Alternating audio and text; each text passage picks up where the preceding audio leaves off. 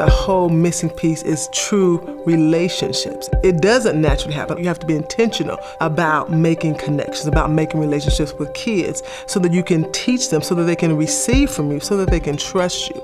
If a kid doesn't have a connection with a teacher, to me, true learning can't happen.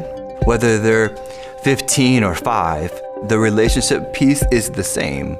You don't get what you need from them, which ultimately means that they don't get what they need from education. It's vitally important that we build that foundation first so that we can teach, so we can instruct, so that we can get them to where they need to be so they're ready for kindergarten. Everything else is secondary.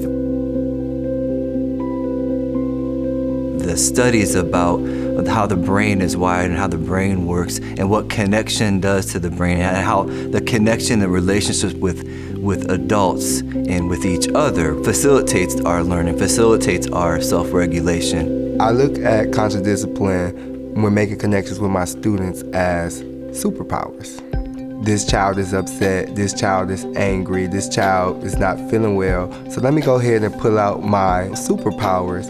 Let me get on one knee. Let me give you that eye contact. Let's do some deep breathing. We have become more intentional about what do we do to intentionally create connections with our kids. And that's through programs like restorative practices or conscious discipline. And that's just through, when they come in every day, how we're welcoming them. The children feel safe means that they're getting the connections that they need to where they're not in like a survival state, to where they're lashing out or doing things to just get attention. If this is a safe place for me, then I don't have to bully somebody else. There is a way to deal with my anger, with my hurt, with my depression, with my anxiety.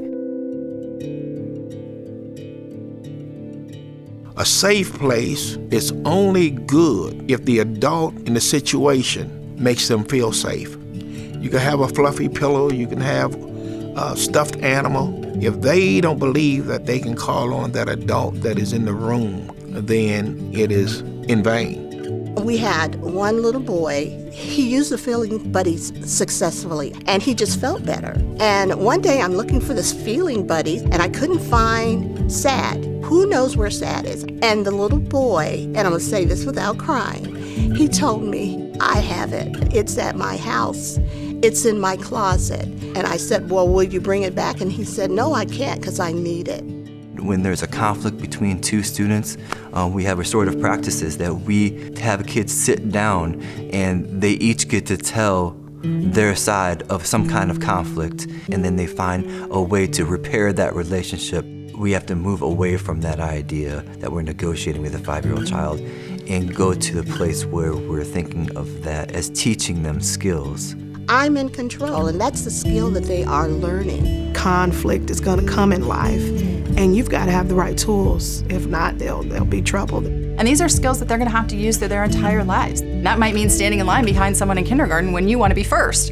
And it can mean waiting for someone to call you back for a job when you're 25. The boys are stopping and breathing and thinking. Instead of being confrontational, they're moving away. They love the balloon, so they'll just stop what they're doing and they'll take a deep breath in and a deep breath out. My dream for what we're doing here is that when students land at the middle school or in upper elementary and in high school and adults, they've learned these self-regulation strategies. They've learned that a relationship means sometimes that you go into conflict with people, but conflict doesn't have to be something that's destructive.